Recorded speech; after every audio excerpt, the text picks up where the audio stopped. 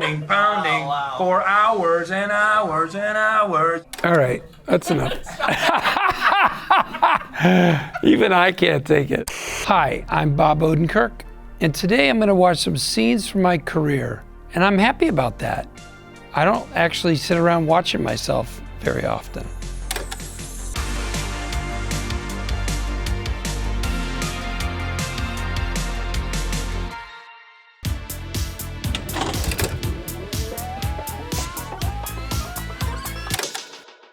Now, if you just tell me who your supplier is, I think this can end very well for you. What are you doing, detective? What are you doing talking to my client without me present? You sneaky Pete. Which is which? What did the academy hire you right out of the womb? You guys get younger every... What'd you say to Babyface, huh? Did you say anything stupid? By anything stupid, I mean anything at all. Look at you, mouth open, vocal cords a twitter. We'll talk about it later. Right now, you out. 10 minutes ago.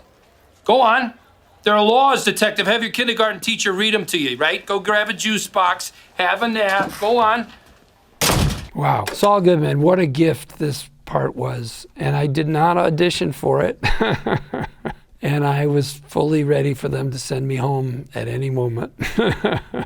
I was completely girded to finish my day of shooting or a take and have the producers call me over and say, hey man, thanks for trying. You were great, fun to be around. You can go home now. We're gonna get a real actor. I mean, they saw something in me and gave me an opportunity that I had not earned and that I did not see in myself, really. That's a lottery win right there. And if you get one or two of those in your life, you're very lucky.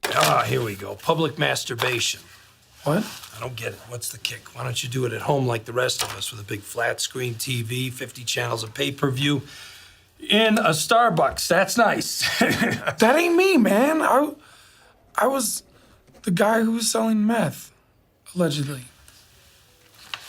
Okay, all right, I got you. Meth. I mean, one of the things about the Saul role is I got the script. I actually started working on it as a writer. I started like crossing lines out. Like, he doesn't need this. He doesn't need to say that. All he's saying is, hey, officer, leave him alone. Get the fuck out of here. So just say that. And then I got the rewrite, and only one word had been changed. And I couldn't believe they were going to keep all this language, all these words flowing out of this guy. They want a guy who talks too much, who doesn't speak economically. So what? Why? Why doesn't he speak economically? Well, because he's trying to own the space. He's trying to diffuse the energy in the room. He's doing all kinds of things with these words. He's trying to figure out what he's going to say next, what he's got in front of him. He's doing the math of what's happening here by just blabbering and watching everyone. I guess this is the part that gave me free acting lessons. Not even free, I got paid to act. I got a scholarship. I mean, it's nuts. Gentlemen, I sense you're discussing my client. Anything you care to share with me? Sure, your commercials, they suck ass. She better act in an epileptic whorehouse. Is that like the one your mom works at? Is she still offering the 2-for-1 discount? DEA, huh? For a street bust. Now, what would two feds want with that little twerp? We did not know this was gonna do so well. I mean, I thought I was going on a show that very few people had seen. I was very lucky that the first person I called, my friend Reed Harrison, a writer who I'd been doing a project with, because I wanted to ask somebody, what is this show Breaking Bad? Is it any good?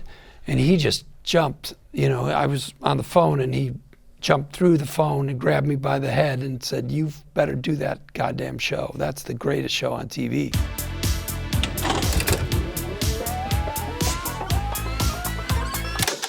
Are you sure that's the person? There's no doubt in your mind. Take your time. I don't need time, that's him. Now, would you be surprised to learn, Mr. Harkness, that the person you just pointed to is not the defendant? What? And my client is in the back of the courtroom. Mr. Seki, would you please stand up? Objection. Now, the person you ID'd is named Hollis Early. He's a bartender This is down so in funny. Beyene. He has a very good alibi for the night in question. Your Honor, objection. Better Call Saul was an incredible, challenging, so hard. Yeah, why was it harder? I had that same question. You want to be the lead in a drama? We're going to write a show around Saul. I'm like, hey, look, if you want to write it, I wasn't going to push it because I didn't want them to make this show because I wanted it. I wanted them to write the show because they wanted to write it and because they had an idea, not because I was out there going, I need work. I've always made a fairly good living as a writer and doing occasional acting spots. So I was fine with my career. They had already given me a big enough gift with the part in Breaking Bad. So I always said to Vince Gilligan and Peter Gould, who created Better Call Saul, you know, look, if you guys want to write the show, I will do it. But you don't have to do it. I'm not asking you to do it. And in my mind, it was sort of, what's the big deal? I'm not going to treat it like I'm the lead. I'm not even going to act like I'm the lead. I'm just, this is my part. He has more lines than he usually has. So what? That's no different. Well, it is different. It really is different. Everyone's looking at you.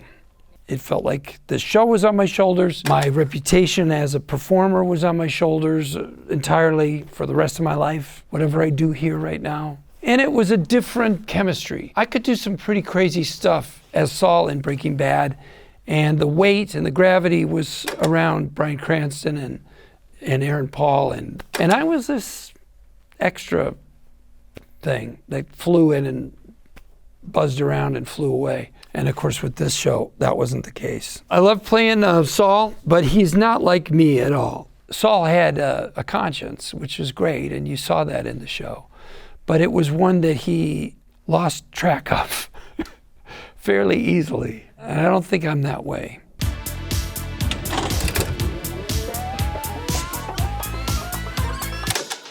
Eight days have passed since the hurricane sank our cruise ship in the waters off the Florida Keys. We are the only survivors. Derlin Whittier, his high school girlfriend, Shauna Munson, Tammy Munson, Shauna's mother and Derlin's secret lover, who is having his baby, and one member of my studio audience, and me, Todd Linder Floman. Since that day, I've wondered if we ever should have taken my talk show out to sea for a week of shows about relationships. We are out of food and fresh water and cannot last long. I made Mr. Show in the early 80s with my friend David Cross and a whole bunch of friends. There are many scenes that I consider excellent. Each episode took about 3 weeks to make. And I had been a writer at Saturday Night Live, where you essentially have a day and a half to write it and a day and a half to rehearse it, and no one knows their lines, and you're reading cue cards, and there's just not much you can do in that environment. So Mr. Show was an attempt to do sketches as well as they could be done, as opposed to just barely getting them out in front of people. And I love this sketch because in our own way, we tried to be political, but because we weren't topical, because we weren't on that week, we played months after we shot the shows, we couldn't be topical in the way that Saturday Night Live is, which was kind of a gift to us in that we could do things that were more about, you could say, the social fabric or the texture of a topical issue. In this particular scene, it's how we all are ranting and raving at each other about the most inconsequential arguments. Meanwhile, we're all on a lifeboat dying.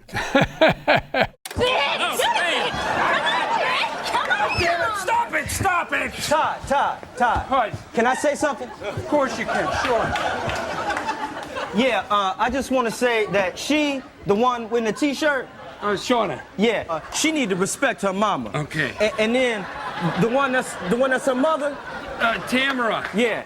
You need to respect the baby, cause life is precious. Luckily, I ran into David Cross because I needed David Cross too to do Mr. Show. David is one of the funniest people I've ever met, and his brain is overflowing with, comic takes and points of view, and he's got a strong political point of view too. Crystallized, I would say, to contrarianism, which is a great thing in a comedian and any artist. So together we were a powerhouse. There's no cue cards on Mr. Show.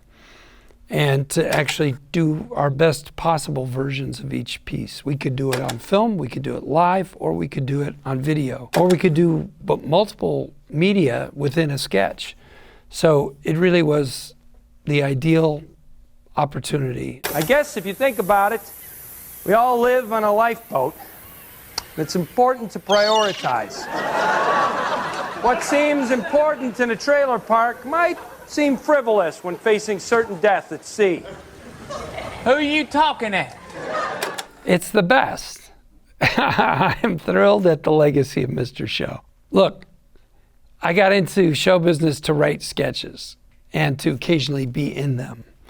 I didn't get in it to be an actor. I didn't get in it to be in action films or to be in dramas. It's neat that this is where I've ended up, but this is what I got into the business for. The fact that we were able to do it well, and that it has resonated certainly with comedy people, purists and stuff, that's all I ever wanted. And that's what I loved when I was young. I loved the credibility gap, look them up. Monty Python, Derek and Clive, look them up. And Albert Brooks's films and Chris Guest's work, National Lampoon Radio Hour and other places that I could find it. So I loved that really strong, really pure sketch comedy.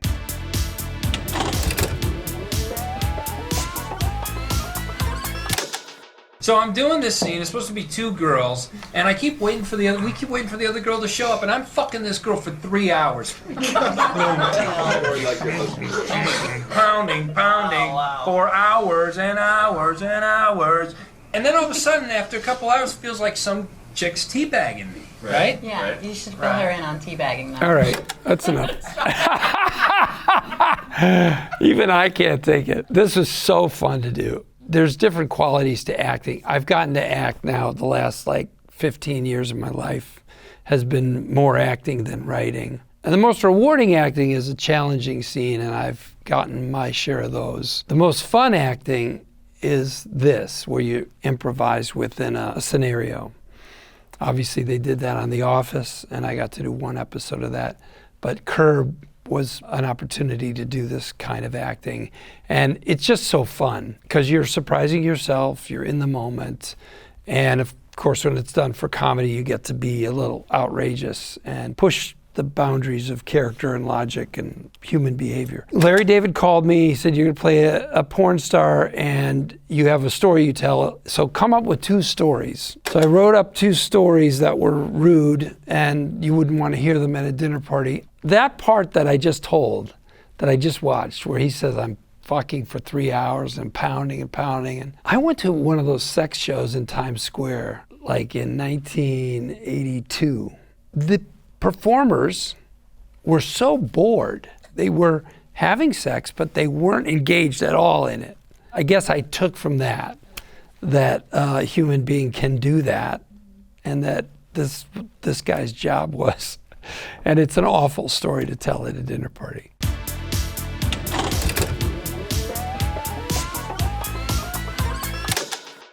Larry! Hey, Stevie. Hank just forced me to sit through that act of his. How can you stand it? What, that bad, was it? It's the worst piece of shit I've ever seen. Look at that young You should fella. really consider replacing God him damn at it, New York he's young. happens. Look, Larry Sanders was an incredible break for me, and being able to work with these pros, everybody on that set, they were the best. They're some of the best actors in America, including Rip Torn, who I got to do scenes with. And I didn't have to audition for it. I went into the audition, but Gary took me aside and just talked to me about the role. I was on the Ben Stiller show at the time. I mean, what a gift. And really the first step into doing something more grounded than sketch comedy and yet comedy still, and that's fun. But it was a huge break, really. True, Stevie. You take your clients to lunch, you don't buy them all frozen yogurt, though, do you? Just you, Larry. Good to know. So, Larry, are we, On? Yeah. Yeah. Boom! You're number 1! Gary Shandling was very supportive of young people breaking in and trying to make their way. And when he identified a person as trying, it's so sad to talk about him in the past tense. When he saw somebody doing something interesting on the edges of things, but earnestly trying, he was really a great supporter for people like me and many people in that world, in that place in the world, trying to make their way.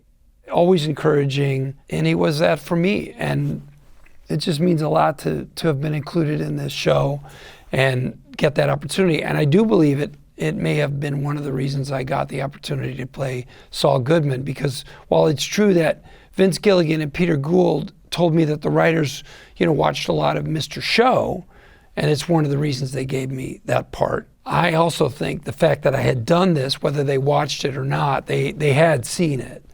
And the fact that I could pull this off and be in this world, this level of reality, and make it through, maybe is one of the reasons I got the opportunity to play Saul Goodman. You see my resume, you see I did a lot of acting, but it's usually for a day or two. And I always was happy to get it. And that includes Better Call Saul, the first episodes where I was like, this is great. I get to go somewhere, someone else suffers the writing work, someone else suffers the directing, the producing. All I have to do is play this guy. It's a vacation. I can do this, and it's because I have, as I said to David Carr, the journalist once, and he asked me, how do you do that? I said, well, I know how I do it. I have poor emotional boundaries.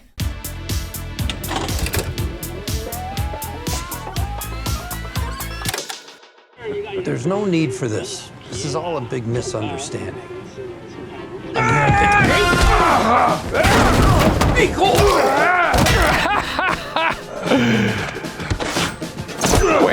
I love the duck boat fight in Nobody 2. I'm so proud of this scene. It's true that the movie does go to some intense places, so I'm not telling you that this is a movie for little kids. But if there's a scene that you could really enjoy with your whole family, I think this is an action scene that everyone would enjoy. Look, the duck boat, I insisted upon it. We had a big family, 7 kids, and I was the second oldest. We had a lot of unstable financial scenario. We lived in a very nice house in a very nice community, but we understood as kids that we were going to be homeless in a week or two, told many times. So it was really a precarious, weird, unsettling thread that underlie the whole childhood. And it was very disturbing and wrong, irresponsible, really, of my parents. We did go on 2 vacations in our station wagon. We went to the Illinois State Fair, and that was great. And we went to the Wisconsin Dells. And I've been to the Wisconsin Dells since, and I even took my kids there. I wanted this movie to be set in the Wisconsin Dells. The problem is the Wisconsin Dells is too nice. I really wanted it to be the place where Hutch went as a kid, and that it is a little bit smaller and more child-friendly than his older kids, who are now 13 and 18, would enjoy.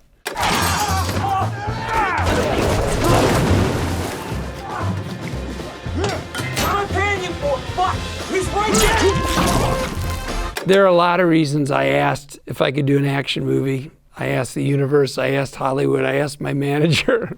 I love the Jackie Chan movie Police Story. It was a movie that I could watch with my kids. It's got action in it, but it doesn't have blood. And it doesn't have guns, really. It's got that clever fighting that Jackie does in all of his films, but especially his early ones. Because that was an inspiration for me, I still want to get to do more of this kind of action that you could share with kids and stuff. This scene is my closest attempt to do a Jackie Chan style clever fight that is just got some humor laced throughout it. I really love it. I love that we got to do it. Universal was very supportive. This was challenging to do. It's hard to shoot on a boat. It's very hard to shoot on a boat. I was told, don't do it. Don't do it. You don't want to do it. And I can't wait for everybody in the world to see this fight. It's really wonderful to have been, look, I know how lucky I've been. And of course, watching this makes me feel like I got luckier than I even imagined. I really did, yeah. So there's my lesson for actors, get lucky.